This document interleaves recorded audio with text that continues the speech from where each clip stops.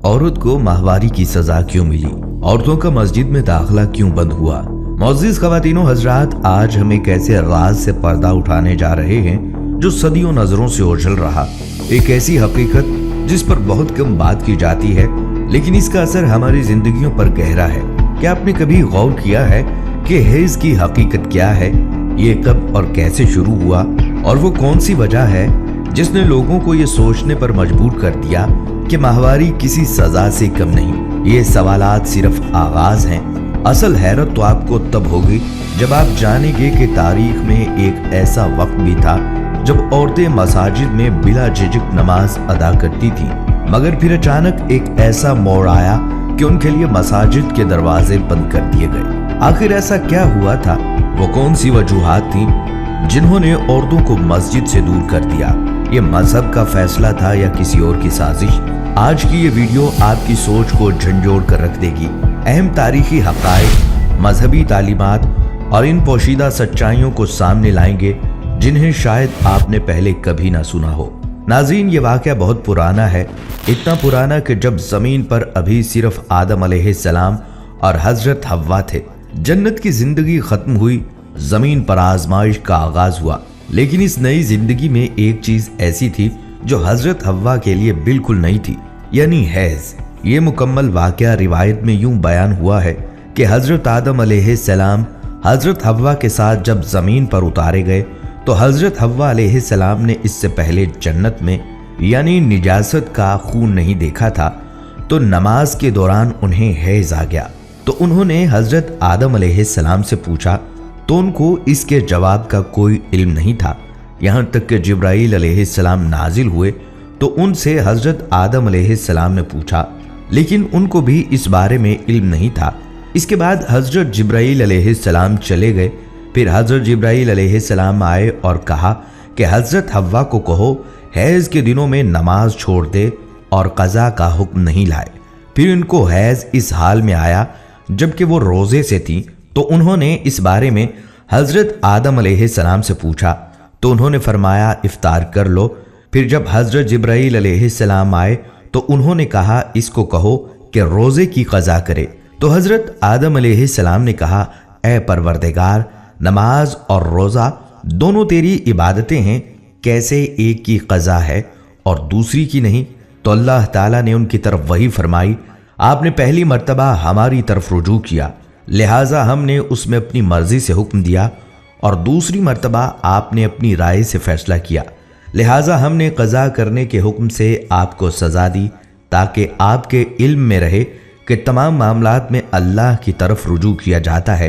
बल्कि हज़रत उमर रज़ियल्लाहु ताला अन्हु से रिवायत किया गया है कि रसूल सल्लल्लाहु अलैहि वसल्लम ने फरमाया, मुझे मेरे हबीब हज़रत जिब्राईल अलैहिस्सलाम ने बताया कि उनको अल्लाह ने हज़रत हव्वा के पास भेजा। जिस वक्त उन्हें हैज़ आया तो उन्होंने अल्लाह ताला को पुकारा और कहा, मुझे ऐसा खून आया है जिसे मैं पहचानती नहीं हूँ। तो जवाब दिया, मैं तुझे और तेरी औलाद को खून आलूद करूँगा और मैं इसे कफ़ारा और तहारत बनाऊँगा।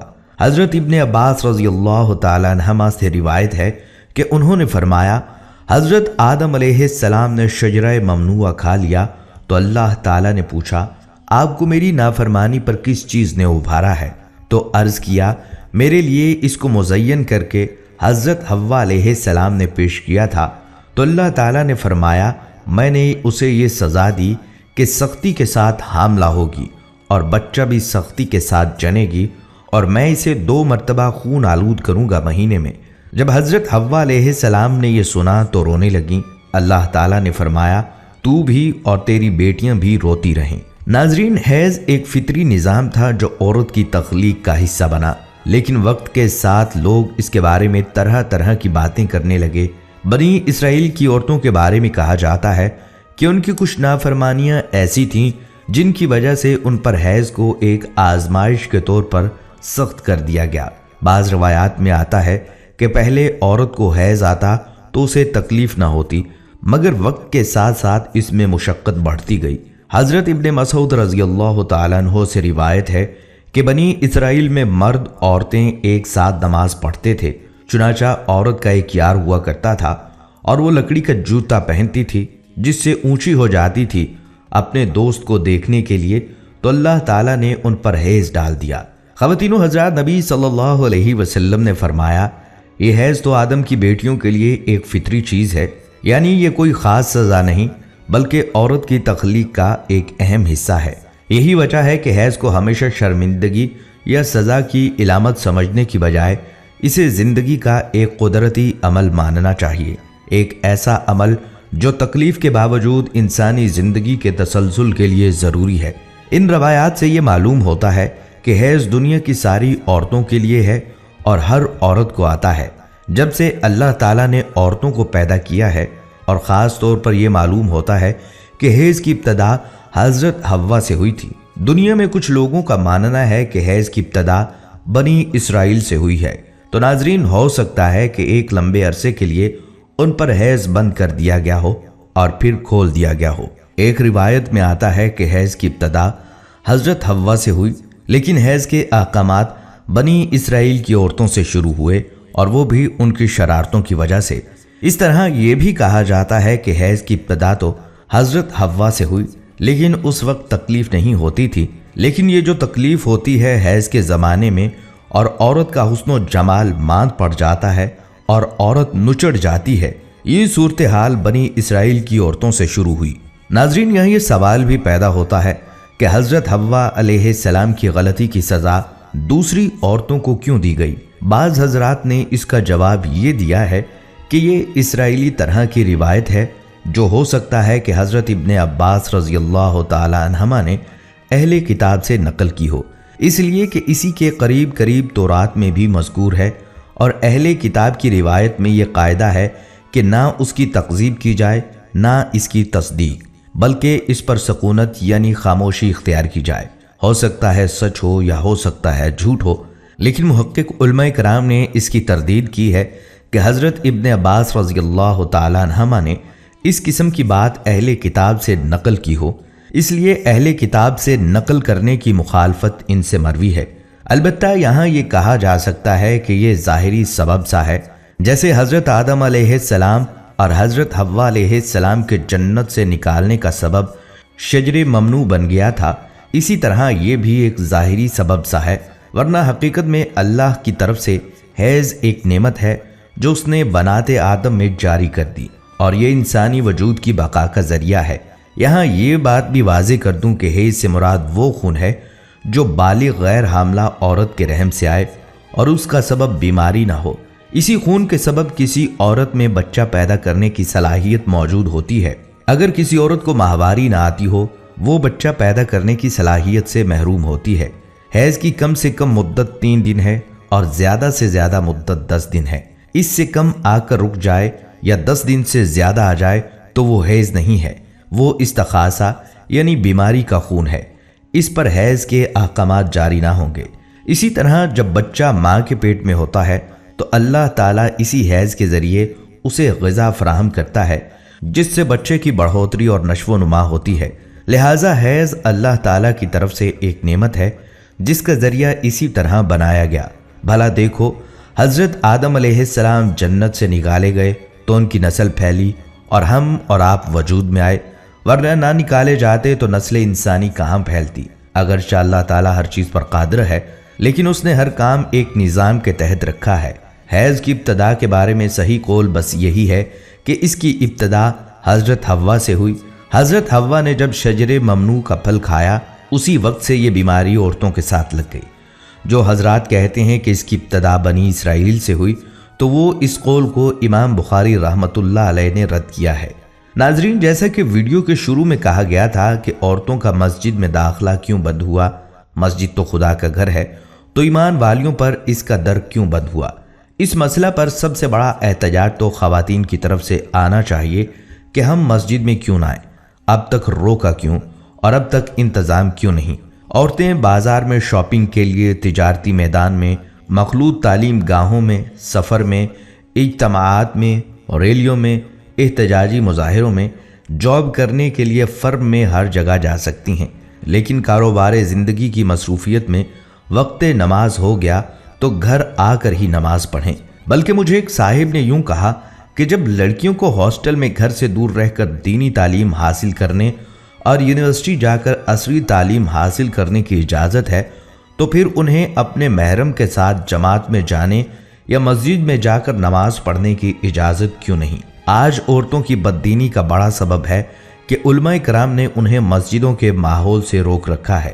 اگر امام ابو حنیفہ آج کی عورتوں کی بددینی کی حالت دیکھتے تو شاید ان کو مسجد جانے کی اجازت دے دیتے۔